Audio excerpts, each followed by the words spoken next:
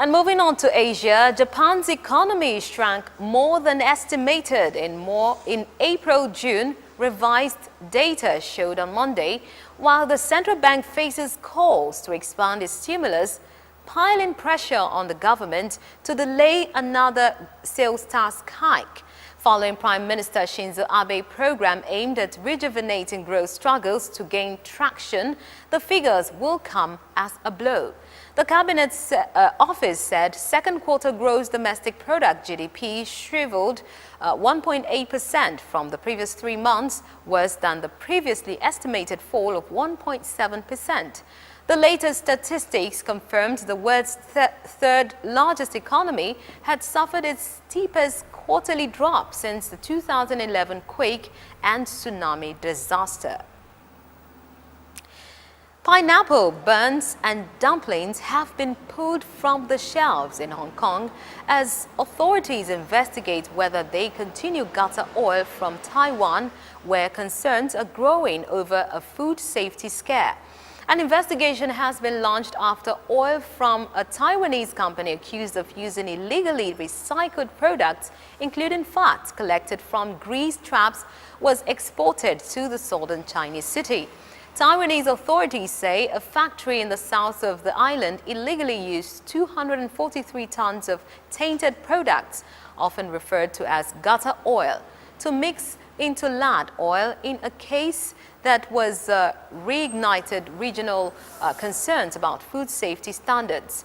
The scare has now spread to Hong Kong, with local chains forced to pull products from their shelves and food safety experts ramping up spot checks.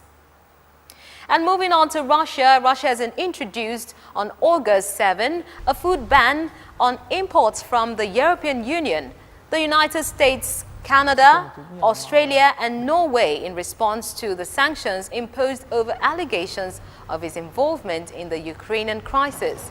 The one-year embargo targets meat, fish, dairy products, fruits and vegetables, among other products.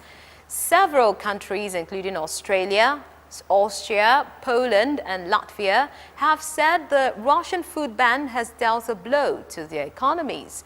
European exports to Russia of products ranging from fruits to cheese to shellfish were worth $16 billion in 2013 and about 10% of the bloc's total farm exports. Russia is the EU's largest export market for goods and agricultural goods, though the EU promised to help farmers, announcing measures to expand aid to dairy producers after initial steps to help certain fruit and vegetable growers. The U.S. judge has ruled BP was grossly negligent in the lead-up to the 2010 Deepwater Horizon oil spill in the Gulf of Mexico. This happened last week, and the ruling could potentially cost BP billions more in compensation payments. Global Business Today brings us more findings on this case. The Deepwater Horizon oil spill, also known as BP oil spill, was one of the worst oil disasters in history. How much damage was done? How is BP making up for it? Are some questions still asked. In the BP oil spill, more than 200 million gallons of crude oil was pumped into the Gulf of Mexico for a total of 87 days, making it the biggest oil spill in U.S. history. 16,000 total miles of coastline was affected, including the coasts of Texas, Louisiana, Mississippi, Alabama and Florida. Even though the gushing well was capped in July 2010, oil still washed up on shores, which caused the long-term damages to people living in the area. With the oil rig explosion killing some people and injuring many others, President Barack Obama announced the same period that his administration will create a $20 billion spill response fund. Meanwhile, the New Orleans judge Carl Barbier, in charge of the case on Thursday, September 4, found BP subcontractors Transocean and Halliburton negligent. The U.S. judge has ruled BP was grossly negligent in the lead-up to the 2010 Deepwater Horizon oil spill in the Gulf of Mexico.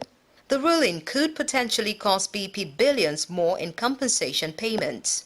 The 2010 oil spill has been the worst in U.S. history, and as of February, It has cost BP $42 billion in fines, legal settlement, and cleanup costs. Judge Barbier said BP should shoulder 67% of the blame for the 2010 spill, with drilling rig owner Transocean responsible for 30% and cement firm Halliburton responsible for 3%. You're still watching Global Business Today. After the short break, we'll bring you more, so don't go away.